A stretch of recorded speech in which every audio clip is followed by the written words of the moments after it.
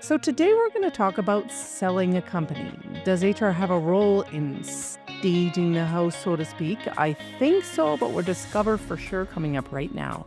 And this is the HR Hub. Keep listening to learn about this topic and anything related to HR. You can also find me on YouTube.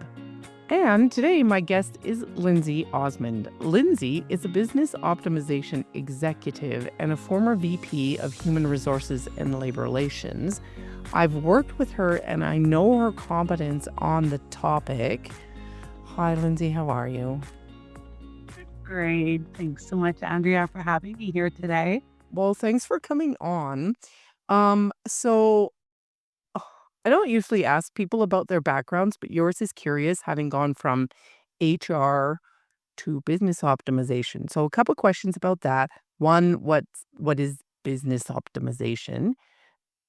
And two, how did a career in HR lead to that? So, in terms of what is business optimization, sometimes, Andrea, I just think we create fancy titles or fancy words just to explain things along the way. Yes. So, when I talk about optimization, I really talk about how can I leverage the three P's? One, people, two, processes and infrastructure to equal profitability or productive environments or productivity, those kinds of things. So that's kind of what I think about when I talk about being an optimizer. I optimize organizations by creating clarity. A lot of times when there's a whole bunch of chaos, and in that I do that through people and processes to be able to impact profitability. And so, how did I get here? Sometimes in our career, we stop and we're like, how did that ever happen? And my gift that I give to Syncrude was once upon a time, I was seconded to what was called a business controls project. And we were really a joint venture that was pulled in, seconded to a joint venture to get Syncrude CSOX compliant. And what that is a legislation that was introduced to ensure that publicly traded companies, for the most part, are doing and delivering what they say they are doing. And they do that by ensuring that risk is being controlled to the appropriate level. And so that's called your risk framework or your controls framework. And then we self assessed against that. And then we went to the body to get a certificate. So inherently, that's kind of how I ended up moving from what I would call a strict HR portfolio into a more business focused portfolio. And I was really young at the time, and I was so grateful to be introduced to these really more mature and seasoned individuals in their career.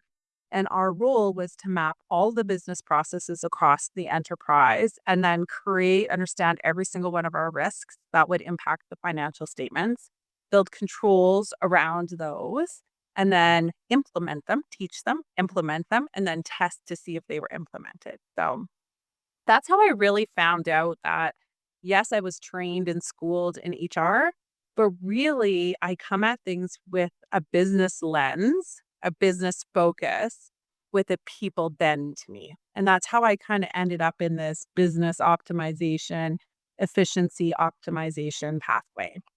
Hmm. I think a lot of people in HR would think that they do what you've just described, but like narrowly when it comes to just the people processes. I think that's true. I think the difference for me was really a lot of the portfolio wasn't people related at all. I was finance and upgrading and extraction and all the places. And a lot of controls and a lot of businesses actually, or things within organizations happen without people, right? And so, how do you actually manage and understand the full risk of the organization? For example, like climate change. How does climate change, how does that directly impact people? Well, we're typically a mitigation point, or in some cases, we cause it sometimes. But yeah, that's how come I say I kind of transitioned a little bit. But I would agree with you. People often in HR think that they or navigate down the same pathway. All right, but like focusing on what I really wanted to talk about, which is um ultimately HR's role in mergers and acquisitions. Mhm. So talk to me about HR's role in mergers and acquisitions.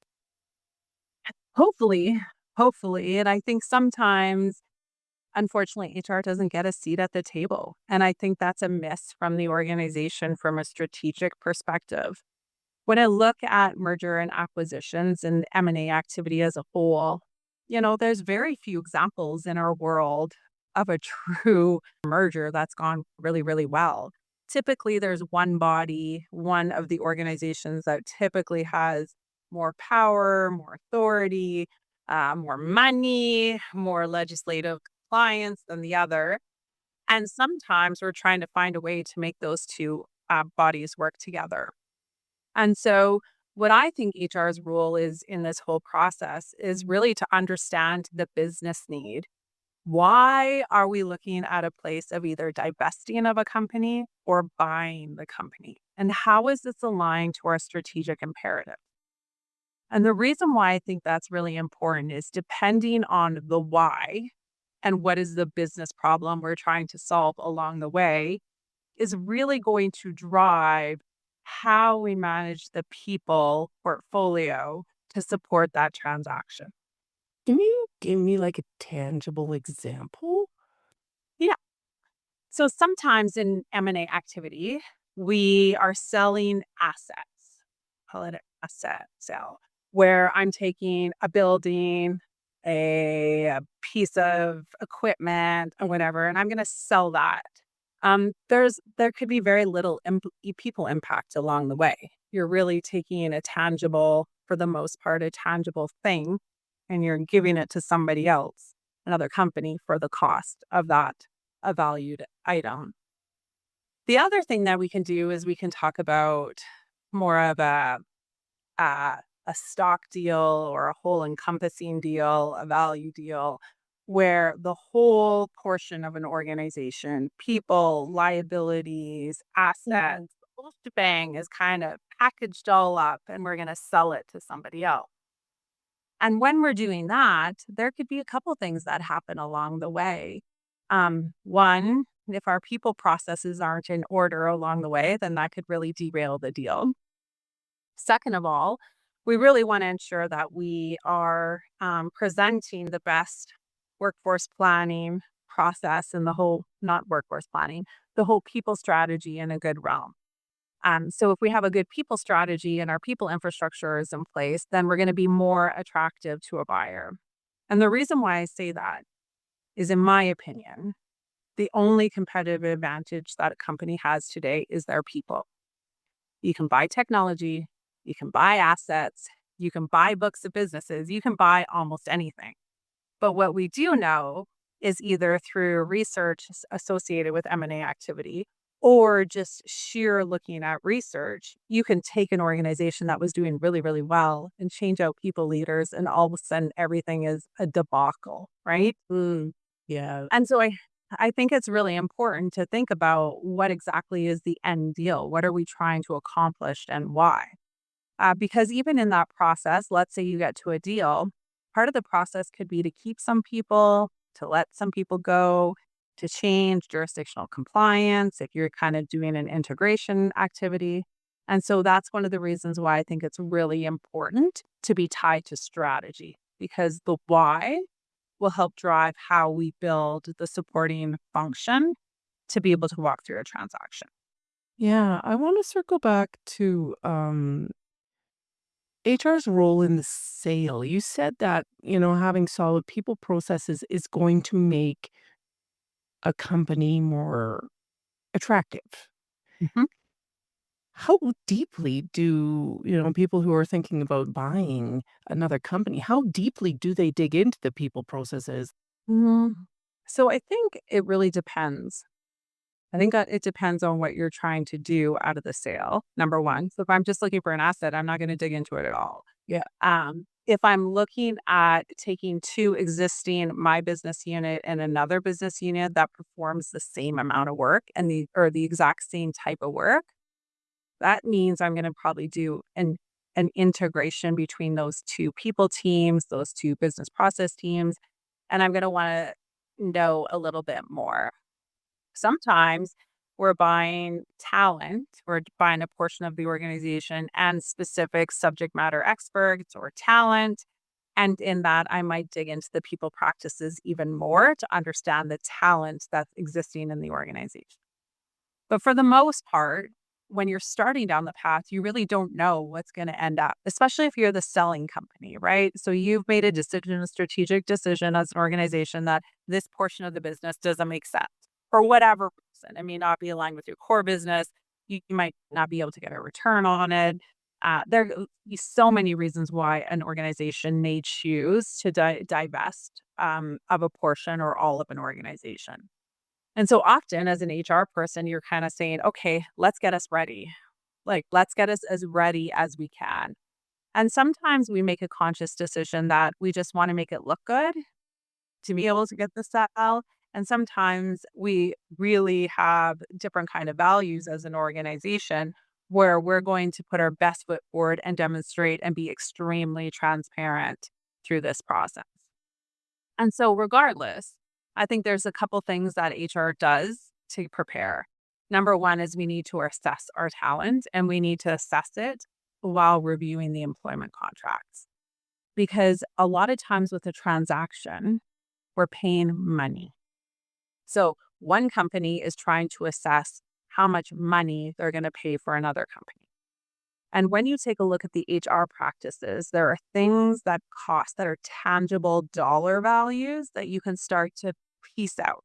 So, great examples of that are employment contracts that have change of control provisions in them or have severance agreements that are actually listed right in the employment contract. Other great examples are pension liability, RSP matching programs, total rewards programs. You'll see us spend a lot of time in that. What is the liability associated with absorbing those types of plans that exist? We also spend time looking at pay practices, right? Like, so if if I'm gonna buy a company and or participate through the transaction and they have a 6-month vacation policy and they have a whole bunch of liabilities sitting on their balance sheets or their financials about how to pay out 6 months worth of liability.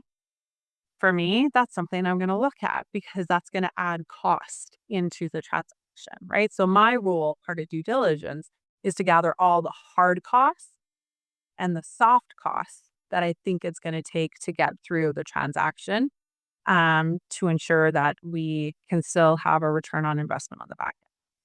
In your experience, when a company is looking at buying another company, what HR metrics are they looking at most often? Is it the ones you've just named, or are there any others? Are there ones in particular that they care about? When I'm going through the purchasing process, I typically look at employment contracts. I look at legislative compliance gap. So what jurisdiction are they are they working within and what are the legislative compliances that are associated with that Accessibility Act, the Equity Pact, um, equal employer opportunity employer in the US, right? ADOA, those kinds of things, right? So you spend some time looking at the legislation and figuring out if there's compliance gaps. The other thing that I typically look at is what would be the cost or what is going to be the impact from a people perspective in terms of continuity of business. So typically when I'm working through an acquisition with a team, we spend some time thinking about what is the key talent that we need to retain and consciously are we seeing any things that we cause us some alarm or make us feel that that person may not be on the same page or on board with the transaction and then we need to do something different. So sometimes we look at sale agreements, retention agreements, stay agreements, those kinds of things in the process. And what does the organization, the selling company put in place as well? Because sometimes they're doing the same thing. You have key people who have to help through the sale of a company and you need them to stay and have a positive attitude or things can go really bad, really bad. Yes. We also look at legal liability. So we spend some time thinking about what are the open lawsuits, what are the history of the lawsuits or grievances, arbitration, expedited arbitration, labor board arbitrations or decisions, those types of things, because it will give you a flavor in terms of employment practices and labor practices, specifically aligned with management rights. And then you spend some time kind of thinking about the noise. So typically, you'll do site tours. You can kind of get a sense pretty quickly, like you're using a gut a little bit more. I call it the art side of the fence, where you're like, "Ooh, that didn't feel right," or "Ooh, that person said that," and I'm like, "That doesn't feel right," right? And you need to start digging into it. So those are some of the things. Mm.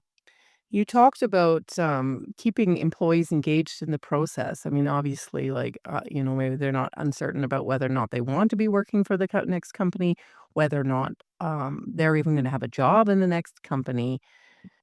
Can you successfully help someone who's worried about those things keep working with a positive attitude? Well, to be honest, Andrea, most employees don't even realize when a company is engaging in the due diligence process. Most companies are not transparent to say we're looking at a transaction, and there's multiple reasons why. When you look at the M&A space, why you do that. Um, 'Cause a lot of them don't go through at all. Like, you get all the way through due diligence and sometimes even integration, even after you have a purchase and sales agreement and something goes bad and it's gone. So, most times, employees do not know. There are always key employees in the organization who know, who we typically have sign a confidentiality agreement and often have a transaction bonus or some form of of some funding associated remuneration to be able to navigate through that process. Okay, interesting. So that's typically how that plays out. At the time, though, what usually happens, or what a lot of time happens, is people start getting their spidey sense, and then your employees start to put point A, point B together. "Oh, all of a sudden we've had all these site tours. Like, why is that happening?" Or, "Oh, all of a sudden we have to pull together a whole bunch of documentation, and we're not really being told why. It feels like an audit, but if it was an audit, somebody would tell us, right?" Yeah. And so a lot of employees are pretty intuitive. And so the question that I always ask is, what is embedded in our culture? How do we talk about these things?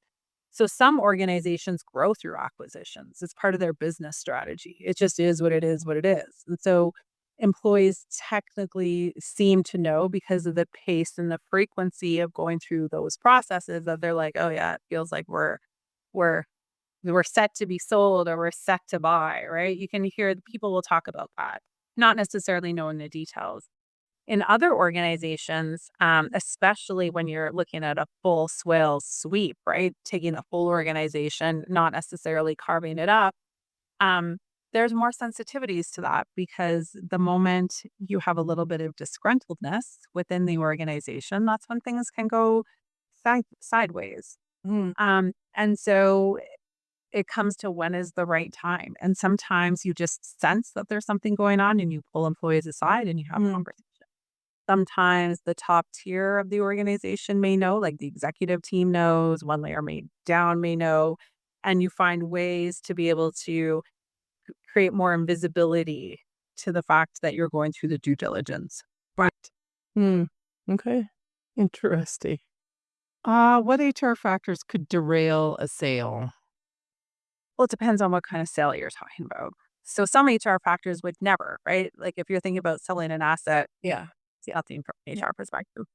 Sometimes you'll see some things that cause organizations to pause from a culture perspective. Lots of lawsuits, employment lawsuits, um, termination without cause, high disability ratings, right? Like Right. unproportional to the event. So you're like, "Oh, is there a productivity issue? Why is everybody off at stress leave?" Uh, that kind of stuff. High level, especially if you're in a very safety focused field or industry, high levels of injuries or incidents in the workplace could mean that there's a lack of a safety culture. And for that, the organization may step aside. So that's kind of people-y. Yeah, for sure. A lot of times also, like when you take a look, especially if you're unionized or you're not unionized. So let's say you're not unionized, there is risk if you're going to acquire a company that has a different labor, a philosophy, or a portfolio than what you have. So sometimes there's really big pension liabilities that are associated with union contracts. A lot of employees don't have a pension program, but union employees who are organized most of the time do. And so some of those locals and those, I guess more than the locals, some of those unions actually have unfunded liabilities that would be a huge um, financial infusion of cash if you chose to buy them. Mhm. For the most part, though, for the most part, there is a mechanism to navigate through most of the people issues if the organization is really hungry and if that's really important to their strategic imperative. A lot of it comes down to cost, Yeah, right? yeah. Um, when you're purchasing something, does it feel like you're getting the right return? And can you get the synergies and the return on the investment in a relatively short period of time to make that transaction viable? This is fascinating. I love this stuff. We've mostly talked about like the actual sale. But what thoughts do you have about challenges post-merger? You hear about like, merging one culture with another culture, and it's like it's a mess. No people quitting. What thoughts do you have or advice do you have about that aspect of this? Mm. Prepare for the unexpected. I think whenever we I know, you prepare for the unexpected. Or do you mentally prepare yourself? Is there something you can actually do? Oh, you do a whole bunch of things. So I think the first thing is you need to mentally prepare. When you're going through due diligence, you will never know all of the knowing. Yeah. We all know this in HR, right? You unpeel one portion of the onion and you're like, "Ooh, didn't see that one coming," right? "Oh, that's tied to over here. I should go search there," right? Because when you're going through due diligence, you really don't have full access to seeing how the organization really operates. So that's number one. You need to prepare and just know you are going to have, you're going to experience a whole bunch of roadblocks and train wrecks along the way. I think that's the first thing. That's where I find a lot of fun. I'm an optimizer. I love that stuff. I'm like, bring it on. Let me see how we can get more efficient at this. But the second piece is I say communicate, communicate, communicate. And when you think you've communicated enough, you need to over communicate some more. And, many employees who are going through this process, there's a couple things that happen. Employees who are left behind or unfortunately lose their role in this process. A lot of individuals who go with the transaction are still friends or acquaintances with those individuals. So often you hear things about survivor guilt. Why did I survive? Why was I the one who got to go? Why wasn't, that kind of piece? Or why am I lucky enough that I got to stay in some circumstance is not have to go with the transaction. Um, so you have the emotional component. Two, I think it's really interesting when you think about the employment process. The employee has a lot of control through the majority of the employment process activities, right? You want a job, you go apply for one. You're like, oh, that's interesting. Oh, I like that culture. Oh, I like what that looks like. And so an employee has a lot more choice when it comes to your day to day job search. But when you are part of a transaction and you move from one company today and tomorrow you work for another employer and you didn't really get a chance to navigate through that, you may have some reasons why that culture doesn't work or those work practices don't work for you. That makes it hard because now you have to make a decision. Am I going to stick it out and see if it's going to get better because it's a little bit of a train wreck? Um, or it feels like it's okay, but I don't believe it, right? You also go through some of that. Or am I going to start looking tomorrow? Right? So you have kind of that with the existing employees. And then you have I also think about the pockets of culture, the pockets of the clickiness, right? So I was an old organization, you're the new work. Do I trust you? Do I not trust you? Oh, you're telling me to do things differently, but I know that's not going to work because I know this business. You don't know this business. And so being able to facilitate conversations to get what is not being said on the table in a respectful format, and then being really clear and intentional as to what is negotiable and what is not, because some things are just not negotiable. Like, you are going to use this new payroll system or you are not going to get paid. It's just that simple. Or, hey, the mechanism in which we navigate through that, payroll system, I'm up to hearing how you think we can make it better, right? So that's kind of negotiable. Hey, come play with me and let's figure out how to make it work based on your experiences and what we have to do. You have to use the system is non-negotiable. So being very, very clear about what's negotiable and what's not negotiable. And I think you always have to remember, I think all or everybody has to remember that this isn't as easy as you think it is. And the challenge with people integration is it goes underground. The hard, tangible things you can see, they pop up, right? You have a payroll discrepancy. Oh, you have somebody who goes on disability because they're stressed. Oh, you have a poor performance appraisal, right? These things are like more tangible, factual, for the most part, pieces of data that you can get your hands around. A lot of times, the stuff that goes underground is much more difficult to manage because you can't see it, you just feel it, but you don't really know where it's coming from and why it's coming there.